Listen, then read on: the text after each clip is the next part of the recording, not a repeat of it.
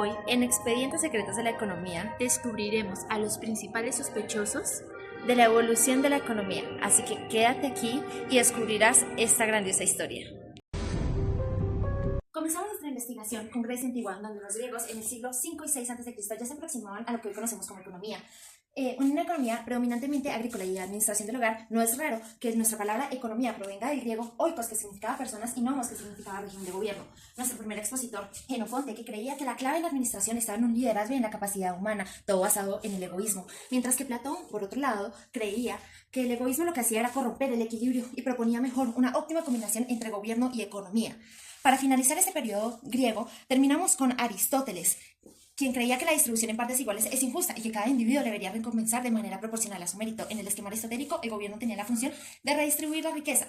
En un salto en el tiempo, encontramos la escuela escolástica que, basándose en los textos aristotélicos, trataron de conciliar la idea de la propiedad privada y el mercado con la doctrina de la Iglesia. Nuestros expositores para esta época son Alberto Magno y Santo Tomás de Aquino, que, basándose en ideas aristotélicas, desarrollan teorías sobre el precio justo y la teoría del valor.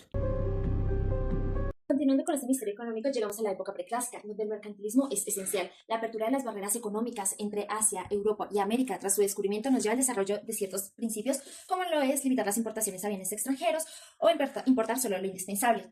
Algunos de nuestros exponentes durante esta época son Jean-Baptiste, que lucha contra la corrupción administrativa, fomenta la industria mediante subsidios y mejora la calidad de los productos. Thomas Monk, que habla sobre la riqueza nacional, el comercio hacia la industria nacional y el crecimiento poblacional. Seguimos con William Petty, que desarrolla la teoría del dinero, en la que reconoce que el dinero tiene tres funciones: patrón de valor, medio de cambio y depósito de valor, y desarrolla también la teoría del valor, en la que atribuye el origen de la riqueza al trabajo y a la tierra. Bernard Mandeville, que desarrolla el egoísmo como motor del bienestar, hace una crítica a la intervención estatal y reconoce la división del trabajo como fundamental para el desarrollo económico. Todo esto en la fábula de las abejas.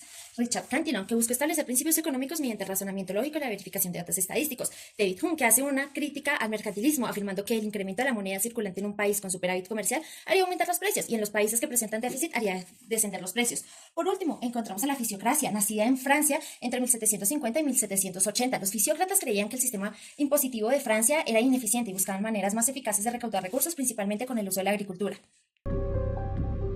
Hoy, en nuestro programa Secretos de la Economía, descubriremos por qué la economía clásica es tan importante, por qué se considera un punto de partida y no un punto de llegada. Iniciaremos con nuestro primer sospechoso, Adam Smith, profesor de retórica que causó un gran revuelto porque publicó La riqueza de las naciones. Adicionalmente, se destaca por su individualismo y por afirmar que el Estado debe permitir el libre desarrollo. Seguiremos ahora con Jeremy Bentham y Jon Stewart. Ellos, padre e hijo, fundaron una empresa para difundir sus ideas. Bentham propuso el utilitarismo y Jon Stewart modificó algunos principios de Bentham, pero dijo que el método de calcular las cantidades de la felicidad iba a continuar. Ellos crearon un método que equivaldría al placer de la felicidad. Más adelante continuaremos con Thomas Malthus. Él fue un economista muy importante también porque él propuso formas extrañas de control de natalidad y sus soluciones eran controvertidas en ese tiempo. Finalmente tenemos a David Ricardo, ya que él ha sido uno de los pensadores más influyentes que realizó un importante aporte, la teoría del valor y el comercio, ya que él además determinó que la escasez era relativa y su publicación reemplazó posteriormente todo lo estudiado por Adam Smith. Bueno, volviendo a nuestro programa Secretos de la Economía, hoy hablaremos de un tema importante: neoclásicos y neodeterminados.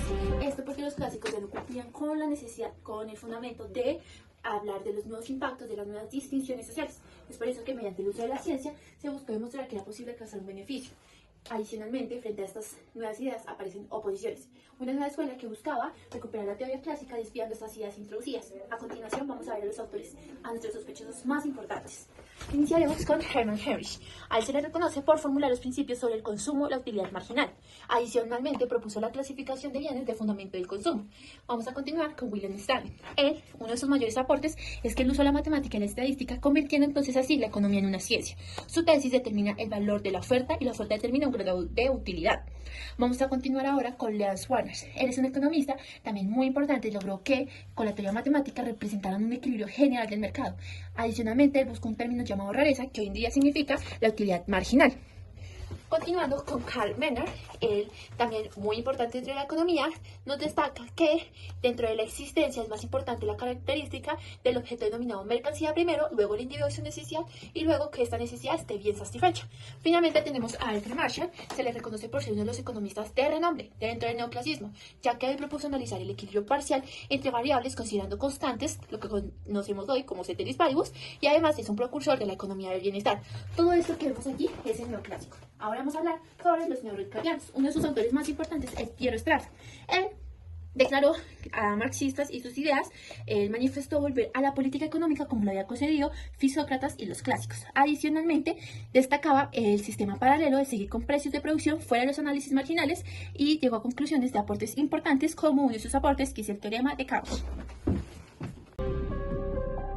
Continuando con este misterio histórico, llegamos a los mercados imperfectos, el keynesianismo y el desarrollo y la economía de desarrollo. En esta etapa, muchos autores afirman que estados como Estados Unidos e Inglaterra logran su desarrollo económico a través de políticas de proteccionismo y posteriormente desarrollan políticas de libre comercio para encontrarse en una ventaja ante otros estados. En esta época podemos encontrar exponentes como Simón Bolívar en América del Sur, que desarrolla políticas de regulación en importaciones para proteger la industria nacional y utiliza los aranceles como ingresos fiscales. Por su parte, Friedrich List impide que se implemente en Alemania lo que él llamó la economía cosmopolita de Adam Smith y propuso en su lugar un modelo basado en una economía política nacional. Anthony Augustin, que es el que sigue, fue pionero en aplicar las matemáticas a la economía, introduciendo funciones para la oferta, la demanda y el precio. Pierre Straff, en su artículo The Laws of Return Under Competitive Conditions de 1926, critica la visión neoclásica.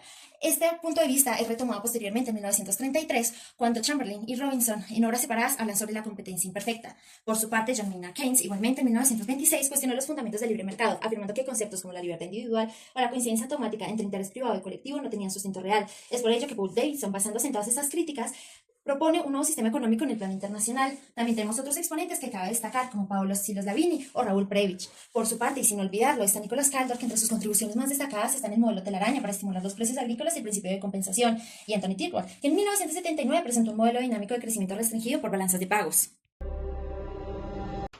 Hoy, nuevamente en nuestro programa Secretos de la Economía, veremos el socialismo en la economía.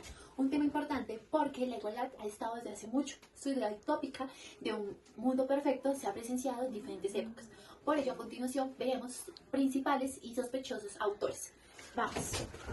El conde de Stein es importante porque clasificó a la sociedad en dos grupos, el que trabaja y a los parásitos. Adicionalmente, consideraba que la propiedad privada generaba disturbios y era fuente de monopolio.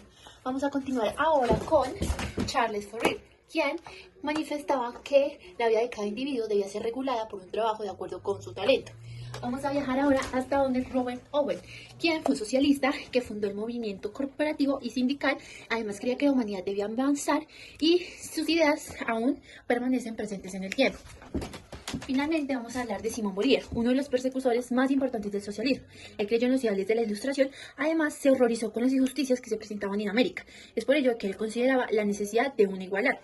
Finalmente tenemos a Carlos Marx, el socialista más importante y con más aportes realizados. Él se le considera, dado que él consideró que el capitalismo no era perdurable y además esto generaba un germen en la sociedad y por ello se generaban fuerzas y luchas de distribución del ingreso. Por otro lado, buscó una distribución del ingreso que fuera equitativo para cada persona y que todos fueran dueños de medios de producción y de la plusvalía.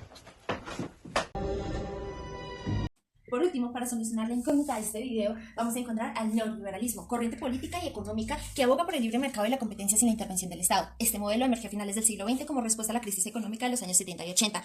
Entre los expositores encontramos a Friedrich von Hayek, economista austríaco, defensor de las ideas liberales y crítico del sistema socialista. Ronald Reagan, presidente de los Estados Unidos, que para implementar el neoliberalismo rebajó los impuestos a los empresarios a la vez que desregulaba el sistema financiero. Y Margaret Thatcher, líder, primera ministra del Reino Unido, que durante su gobierno impulsó reformas que conllevaron a la privatización de empresas públicas, la desregularización del sistema financiero británico. Continúen, por favor, viendo con mi compañera para descubrir el final de esta historia. Adicionalmente tenemos a dos autores muy importantes dentro del neoliberalismo. Inicialmente tenemos a Victor Friedman, es destacado economista, dado que su pensamiento neoliberal considera que es importante frente a las cuestiones sociales de pobreza y desigualdad. Por otro lado, él alegaba que se debía garantizar un ingreso mínimo, pero no más, pues toda medida contra la pobreza debilitaba el impulso de ayudar a los pobres. Aquí tenemos nuevamente a Gary Baker, quien con sus contribuciones abarcó varias áreas en la teoría del capital, la discriminación de mercado, la economía de familia y el análisis económico del comportamiento criminal. También tenemos que él dominó el análisis microeconómico desde un amplio rasgo de comportamiento. Finalmente, su propuesta estudia distintas decisiones humanas, no solo desde la economía, sino desde perspectivas de sujetos activos. Esto es todo por esta vez. Muchas gracias por habernos visto en el programa.